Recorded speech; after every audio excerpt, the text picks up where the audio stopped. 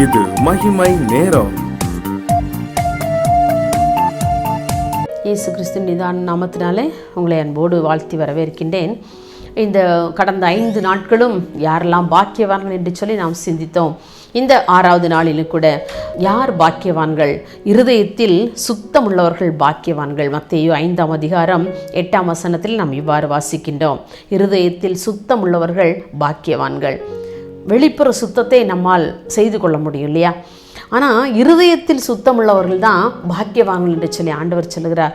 நம் இருதயத்தை நம்ம எவ்வாறெல்லாம் சுத்தமாக வைத்து கொள்ள முடியும், அப்படி யாரெல்லாம் வச்சுருந்தா இந்த உலகத்திலே அப்படின்னு சொல்லி தான் நம்ம என்ன செய்கிறோம் பார்க்க போகிறோம். பொதுவாக பார்த்தோன்னா மனுஷர் நம்முடைய முகத்தை பார்க்கிறவர்களாக இருக்கிறாங்க, நம்முடைய தோற்றத்தை வைத்து நம்மை கணித்து விடுகிறவர்களாக காணப்படுகின்றார்கள். ஆனால் கர்த்தரோ இருதயத்தை ஆராய்ந்து அறிகிறவர். நம் வெளிப்புற தோற்றத்தில் நிறைய பேர் நம்ம பார்க்குறோம். நம்ம வெளிப்புற தோற்றத்தில் பார்க்கும்போது ரொம்ப நல்லவர்கள் போல, இன்னும் பரிசுத்தவான்கள் போல, சிறந்த ஜெப வீரர்களைப் போல, அல்லது நன்றாக பிரசங்கிக்கிறவர்களாக காணப்படுகிறார்கள். ஆனால் அவருடைய இருதயம் எப்படி இருக்கிறது என்று சொல்லி நான் பார்த்தோம் என்று சொல்ல நாம் பார்க்க முடியாது இல்லையா? ஆனால் ஆண்டவர் அவருடைய இருதயத்தை எல்லாவற்றையும் அவர் ஆராய்ந்து பார்க்கிறவராக இருக்கின்றார். இருதயத்தில் சுத்தம் உள்ளவர்களாக காணப்படுகிறார்களா? இன்றைக்கு இருதயத்தில் நான் சுத்தமுள்ளவளாக நான் காணப்படுகிறேனா என்று சொல்லி ஆண்டவருடைய இரத்தத்தால் மீட்கப்பட்டால் ஒழிய இந்த சுத்திகரிப்பு நம்முடைய இருதயத்தில் ஒரு நாளும் நடைபெற முடியாது. இயேசு கிறிஸ்துவின் இரத்தமே அல்லாமல் நமக்கு பாவ மன்னிப்பு இல்லை என்று சொல்லி வேதம் சொல்லுகிறதே. நாம் இருதயத்தில் சுத்தமுள்ளவர்களாக நாம் மாற வேண்டும் என்று சொன்னால் அவருடைய இரத்தத்தினாலே உண்மையிலேயே நாம் கழுவப்பட்டவர்களாக வாழும் பொழுது மாத்திரமே நாம் இருதயத்தில் சுத்தமுள்ளவர்களாக வாழ முடியும். இல்லை என்று சொல்லி நம்ம எவ்வளவு அழகாக பேசி அடுக்கு மொழியிலே பேசலாம், நன்றாக பிரசங்கிக்கிறவர்களாக இருக்கலாம், ஆவியிலே நிறைந்து நாம் அந்நிய பாஷைகளை பேசுகிறவர்களாக இருக்கலாம், எல்லாம் ஆகாயத்திலே சிலம்பம் பண்ணுகிறது போல தான் இருக்கும் இல்லையா? நம்முடைய இருதயத்திலே நாம் சுத்தமுள்ளவர்களாக நாம் காணப்பட வேண்டும் என்று சொல்லி ஆண்டவர் விரும்புகின்றார். ஆனால் இருதயம் எப்படிப்பட்டதாக இருக்கிறது நம்ம யோசித்து பார்ப்போம். ஒரு வெள்ளை அடிக்கப்பட்ட ஒரு கல்லறை எப்படி இருக்கும்? உள்ளே அசுத்தம் நிறைந்ததாக இருக்கும். அந்த கல்லறை பற்றி நாம் விவரிக்கணும்னு அவசியமே இல்லை. எப்படிப்பட்ட அசுத்தம் நிறைந்ததாக இருக்கும், எவ்வளவு நாற்றம் எடுத்ததாக இருக்கும். ஆனால் வெளிப்புற தோற்றம் எவ்வளவு அலங்கரிக்கப்பட்ட தன்மையிலே காணப்படுகிறது. இன்றைக்கு நாம் எப்படி இருக்கிறோம்?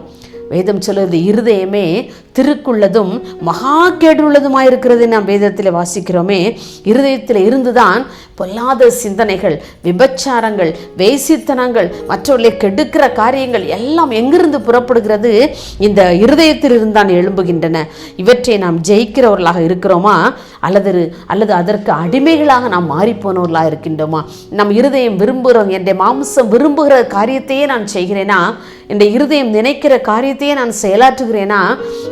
அல்லது நான் எப்படிப்பட்ட ஆண்டவருக்கு அடிமையாக நான் இருக்கிறேனா என்று சொல்லி நாம் சீர்தூக்கி பார்ப்போம். நம்முடைய இருதயம் எப்படிப்பட்டதாக இருக்கிறது?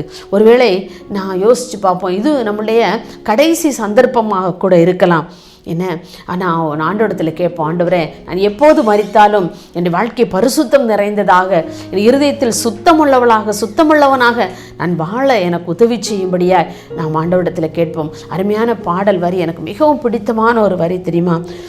பாரும் தந்தையே எந்தன் உள்ளத்தை, யாரும் காணா உள்ளலங்கோலத்தை, பாரும் தந்தையே எந்தன் உள்ளத்தை, யாரும் காணா உள்ளலங்கோலத்தை, மனம் நொந்து மருளுகின்றேன், பரிசுத்தம் கெஞ்சுகிறேன், மனம் நொந்து மருளுகின்றேன், பரிசுத்தம் கெஞ்சுகிறேன்.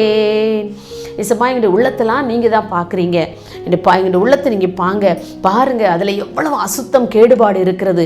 என் இருதயத்தில் உள்ள எல்லா கேடுபாடுகளையும் நீக்கி என்னை பரிசுத்தமாய் மாற்றுங்க என்று சொல்லி நம்ம ஆண்டவரிடத்தில் கேட்போம். ஏனென்றால் இருதயத்தில் சுத்தமுள்ளவர்கள் மாத்திரம்தான் பாக்கியவான்கள். இந்த உலகத்திலே பாருங்கள், வேதத்திலே இருதயத்தை சுத்தமான காத்துக்கொண்ட ஒரு வாலிபன் நாம் அனைவருக்கும் தெரியும். இந்த யோசேப்பு பாவம் செய்ய வேண்டிய சந்தர்ப்பங்கள், சூழ்நிலைகள் அவருக்கு சாதகமாக இருந்த போதிலும் அந்த பாவத்தை எல்லாம் வெறுத்து விட்டு தன்னுடைய இருதயத்தை ஒரு சுத்தமானாக அவன் காத்து கொண்டான். ஒருவேளை போத்திபாரனுடைய வீட்டிலே அவன் போத்திபாரின் மனைவியோடு விபச்சார பாவத்திலே அவன் ஈடுபட்டு இருப்பான் என்று சொன்னார். அவனுடைய வாழ்க்கையில பெரிய பதவி உயர்வுகள் அவனுக்கு கிடைத்திருக்கலாம். ஆனால் எல்லாவற்றையும் விட்டு அவன் சிறைச்சாலையின் அனுபவத்தை அவன் தெரிந்து கொண்டான் அல்லவா. அவனுடைய இருதயத்தை பரிசுத்தமாய் காத்து கொண்டான் அல்லவா. அவனுடைய இருதய சுத்தம் அவனை விட்டு நீங்கி போகாமல் எவ்வளவு பத்திரமாக அவன் பாதுகாத்து கொண்டான். எனக்கு அன்பான சகோதரி சகோதரி, இதை கேட்டுக்கொண்டிருக்கிற உங்களுடைய வாழ்க்கையிலும் கூட ஒருவேளை வாலிபனாக இருக்கலாம் அல்லது வயது முதிர்ந்தவர்களாக இருக்கலாம். பாவத்திலே ஈடுபட்டு பாவம் நிறைந்த வாழ்க்கையை வாழ்ந்து கொண்டு என்னுடைய இருதயத்தில் கரைப்பட்ட இருதயத்தோடு வாழ்ந்து கொண்டு இருக்கலாம். ஆண்டவர் இன்றைக்கு உங்களை பார்த்து சொல்கிறார், இருதயத்தில் சுத்தமுள்ளவர்கள் பாக்கியவான்கள். யோசேப்பை நாம் நினைத்து கொள்வோம். என் இருதயத்தில் உள்ள எல்லா கரைகளையும் நீக்கி போடுங்கப்பா, இப்படி இரத்தத்தினால் என்னை கழுவுங்க, என் பரிசுத்தத்தை நான் ஒவ்வொரு நாளும் காத்துக்கொள்ள எனக்கு உதவி செய்யுங்க என்று சொல்லி கேட்போம். இருதயத்தில் சுத்தமுள்ளவர்கள் பாக்கியவான்கள், அவர்கள் தேவனை தரிசிப்பார்கள். இருதயத்தில் சுத்தமுள்ளவர்கள் பாக்கியவான்கள் மாத்திரமல்ல, அவர்கள் தேவனையும் தரிசிக்க முடியுமாம்.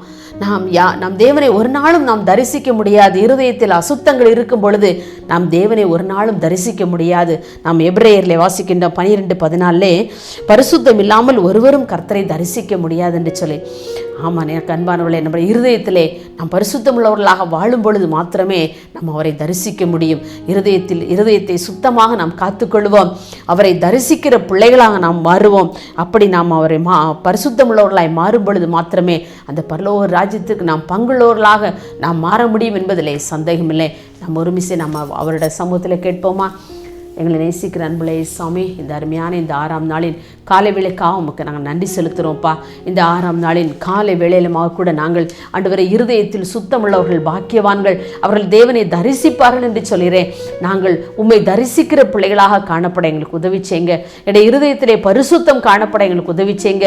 என்னுடைய இருதயத்திலே பரிசுத்தம் வரும் பொழுது நிச்சயமாக நாங்கள் உம்மை தரிசிக்க முடியும். ஆண்டவரே, பரிசுத்தம் இல்லாமல் ஒருவரும் கர்த்தரை தரிசிக்க முடியாது என்று வேதம் சொல்லுகிறதே. அப்பா, எங்களுடைய இருதயத்திலே பரிசுத்தம் காணப்படும் பொழுது யோசேப்பை போல எங்களுடைய வாழ்க்கையில ஆண்டவரே நாங்கள் பரிசுத்தத்தை காத்துக்கொள்ள கர்த்தர்களுக்கு உதவி செய்யும்படியா ஜெபிக்கிறோம். பரிசுத்தத்தை வாஞ்சித்து விரும்பி உடைய சமூகத்தில் கேட்கிற ஒவ்வொரு பிள்ளைகளையும் அப்பா நீங்க பரிசுத்தத்தினாலே மூடும்படியா நாங்கள் ஜெபிக்கிறோம் ஐயா. அப்படியே செய்ய போறதற்காக உமக்கு நன்றி செலுத்துகிறோம். இயேசுவின் நாமத்திலே கேட்கிறோம் பிதாவே, ஆமேன்.